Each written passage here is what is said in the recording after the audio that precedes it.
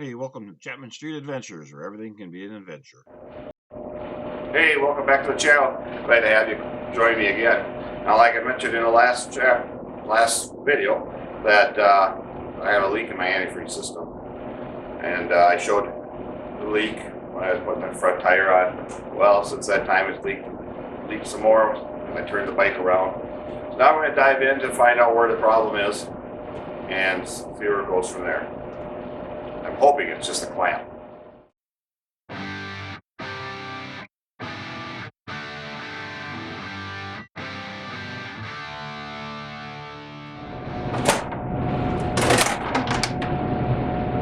Yeah, as I feared.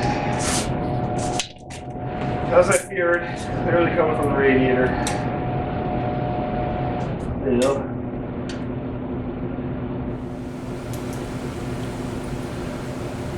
You can clearly see that it's wet at the bottom of the radiator there. It looks like something hit it right here. The dimple right there, so I wonder if that's where the leak is. So at any rate, I know where the problem is, so moving forward, we'll be replacing draining the complete system and replacing the radiators. Well, like I said, like the name of the channel indicates, everything's an adventure. So now that you see what I'm getting into, I made a little video and sent it to a friend of mine who's a member of, along with myself, Goldwing Road Riders Association, GWRRA. Anyways, he called me up and said that he was bored, had nothing to do today, and he seems to think that there may be loose pipe plumbing on the backside of the radiators, and he knows how to get into that. And he has one of those optic tools that plugs into the phone. So he's going to come down and join us shortly, and we're going to dig into that a little bit further today, more than I thought I was going to. So we shall see if it is leaking on the backside. So while I waiting for my friend Scott to come down, I removed the side panels on each side, and now we have full access to the fans inside of there. Well, I had Scott come down. Came down for a nice visit. We took a look at the bike, and we determined that it was a radiator that was the problem. So yes, in the meantime, the next day, I decided to take that apart, and I didn't videotape all that because I wasn't sure exactly how it came apart. But I can show you. It's actually very straightforward how it comes apart. So we'll go into that here right now. What you have to do, remove this accumulator which sits along in with the radiator, or I guess the left radiator.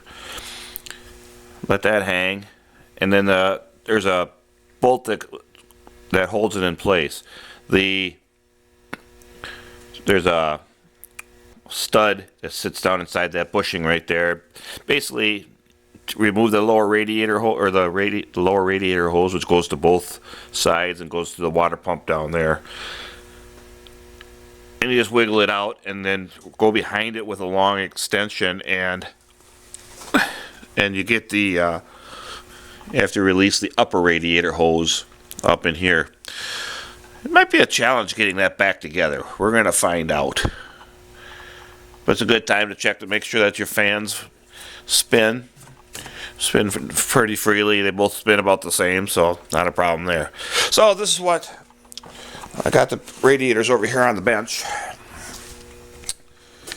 This is the left, and this is the way it would sit in the bike. This is the right, and this is the way it would sit in the bike. So this is the problem child here, obviously.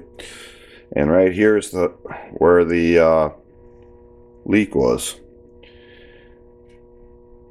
What I discovered caused this was on the grill, radiator grill. Get this out of here. I have these chrome bars. Well, what it was is these brackets they have on the back here were backwards, so they were facing out. So this sharp area here, this area here was facing out and rubbing up against the radiator. So that's what caused that. So now, just ordered the radiators, buy them in a pair, and I'm hoping that they'll be here by, I think it said February 6th, which seems strange to me. That's only 2 days. But I suspect it's going to be longer than that. In the next episode, I'll be having to remove. I've already busted this stuff loose. Put this hardware on the new radiators, and I believe I'm pretty certain I have to take these bushings out and put them on the new radiators. This tube here, this was a problem child getting this out of there. I'm going to be replacing this, but this clamp here is shot. I could not get it loose, so that was a challenge for me. Anyways, that's where we're at for now. Whoops, I actually had this one upside down. My apologies. And you can see here that bracket was rubbing on this one too, on the other side. So that's where we're at, and just waiting for parts now. It's about 5 days later now. The new UPS guy came yesterday and the new radiators arrived. I'm kind of excited about this. Finally started to get this put back together. Take a look at these new ones here now. Packing them.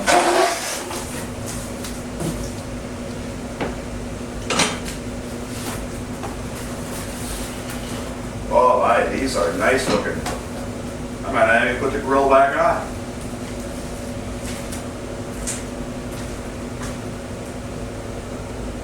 All TIG welded. That's nice looking, nice little work. I mean, nice and even. So, paid $120 for a set of radiators, which is not, I didn't think it was too bad. I'm not going to replace the hoses because I'm not digging into the bike that far. So, I decided not to redo that part of it. So, on to starting to put it together.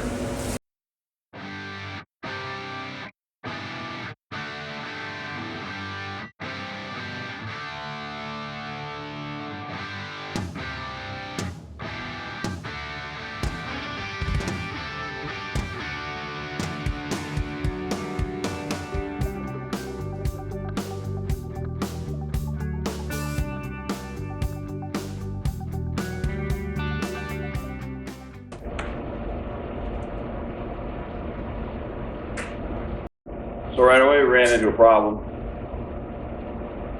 The old radiator has this lead that screws into the radiator right here, and the screw from the old radiator is much smaller than this. I think this is even bigger than a quarter 20, so and probably metric. So I'm gonna have to run to the hardware store on the other end of town. I'll be back. All right. I just got back from the hardware store, and just before I left, I didn't get it on camera, but I had this little pack of screws that came, I think, with the lighting project that I had on the bike. One of those screws happened to be the right size, however, way too long. So now I'm going to get some things out of my way here in a moment. I'm gonna have to change the end of this, and then I can get going on getting it back together here.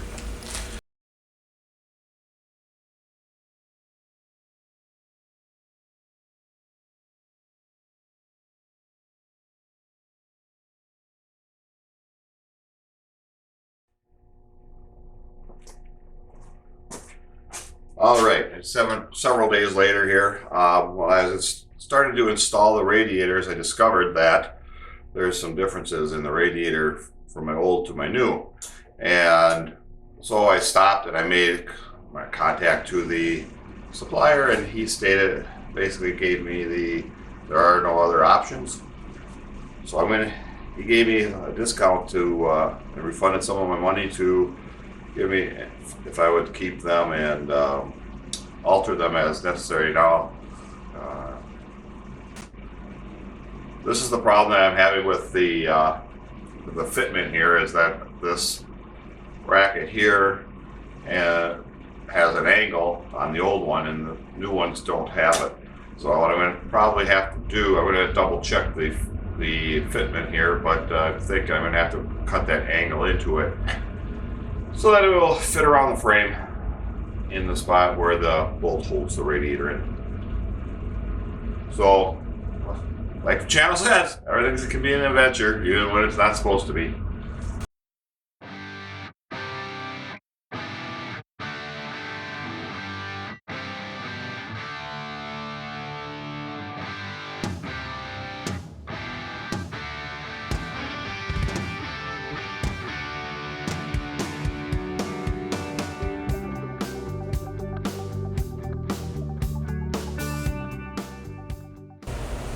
All right, that came out pretty well, I think. I got that angle cut in here. Came out pretty easily. I'm gonna go try to fitment on it now and see how that works. All right, I came pretty close. I'm just gonna make cut a little bit more off of here so that it fits up alongside the frame real nice. So.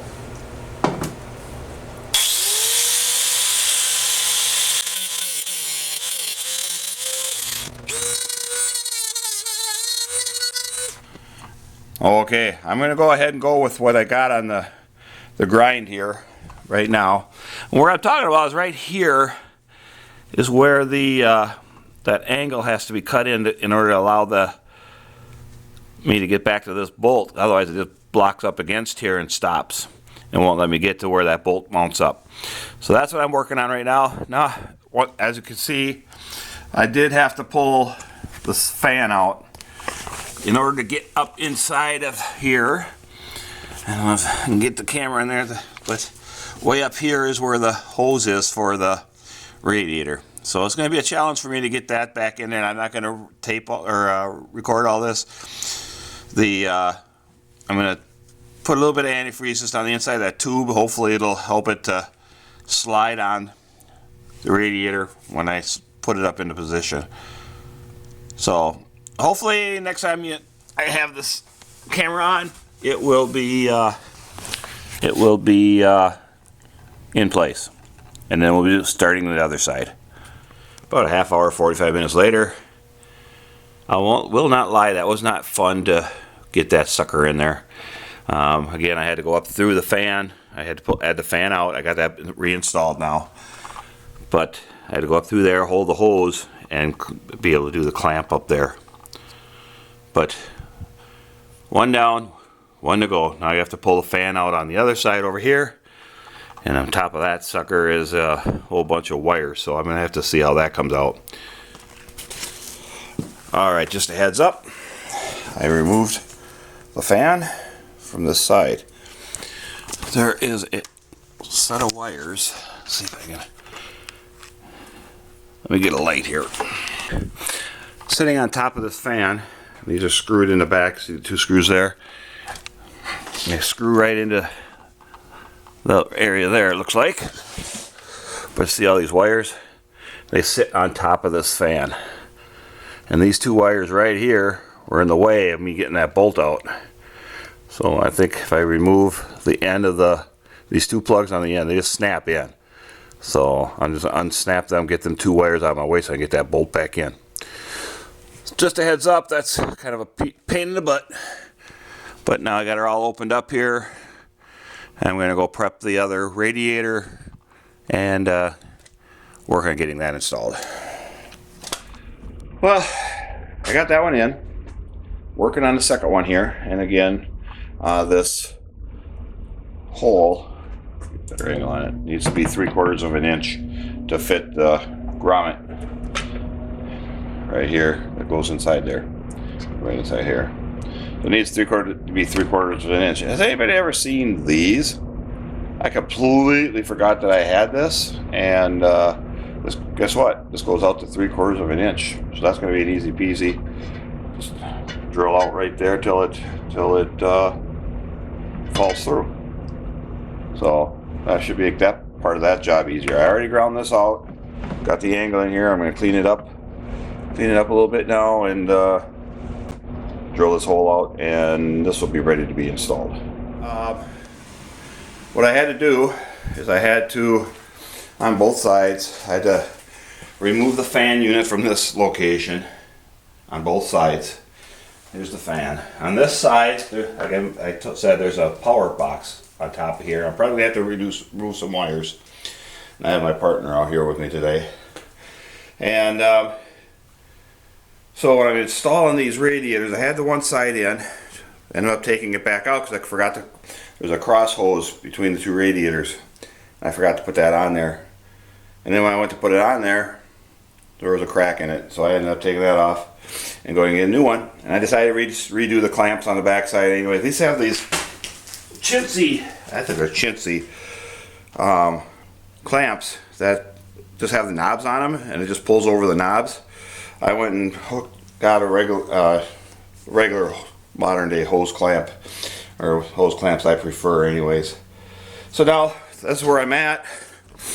I got both of them. I got both upper. There's the fur baby. She's out here helping me today. I got them both hanging in there off of that central or crossover hose, but I have both upper radiator hoses attached or in place, connected. My next goal, there's a pin on the bottom of the fan that has to hook into a hole behind the radiator. So I'm going to get those fans in place first before I go any further with the radiator. All right, it's no lie. This was not fun getting this side of the bike back together. These wires up in here are in the way, especially this one. I don't know how I did it, but I got that bolt back in there behind those wires. It was kind of a touchy-feely deal, but at this point, I've just finished installing both sides. They are in place. The radiator hoses are attached in the back correctly. All my wires are back where they're supposed to be, I think. Now I just have to get the lower radiator hoses. I think I'm going to change the way this wire is right here. I'm going to run it behind rather than coming in front. I'm going to put it behind it. Other than that, making pretty good progress today. Alright, I was just sitting here thinking about this. While doing a pressure test on this thing. Currently it's 9 degrees outside, so I really don't want to open this garage up and leave the door open to run it. So I think what I'm going to do, put it back together, and I'm going to have to wait till spring here to start it up and test it for leaks. I don't suspect there's going to be any leaks. I was pretty careful about how I put everything together, and everything's tight, so I don't anticipate any leaks. So I'm going to fill up the radiators with fluid and close her on up and wait till spring for the results. It's not that hard to take it back, the covers back off if I do discover there's a leak. So that's about it for now. I'm going to finish putting that together and we'll call this project complete. And it's been an adventure. So these are the problems that I had. With the radiators that I had, this is the one that leaked, and right here where the hole was. And I ordered a set of radiators from, and I'll put the location, the vendor on eBay. He actually did a pretty good job with me here. However, when I found out and when I got the radiators that this bracket was cut away, and this was actually rough, so it's almost like somebody did this once before. And the second problem I had was on the bottom. There's a ground screw right here. I don't know what that ground would be for, but that's a different size than my old one. So I had to go get I think it's a 6mm wrench or a 6mm bolt put in there. No big deal there. When I went to put this hose together, it connects up to the other radiator. Had a crack in the hose. That was discovered as I was installing. So I had to get a piece of hose. See what else was there? Getting into the upper radiator hoses was a challenge. I had to go through the side here, so I had to pull the fans out, which I already described, so I won't go into that. Other than that, it really wasn't a hugely hard project. It was just time consuming, and had to do some run into the hardware store. So other than that, that's it. Thanks for watching. You know, if you liked what you saw, hit the like button. I really appreciate that. Gets out there. There's actually not very many videos out there on how to do this task, so it'd be helpful to other people. That's why I do this. Everything's an adventure. This has been one adventure here with the radiators and whatnot. So thanks for watching. Talk to you soon.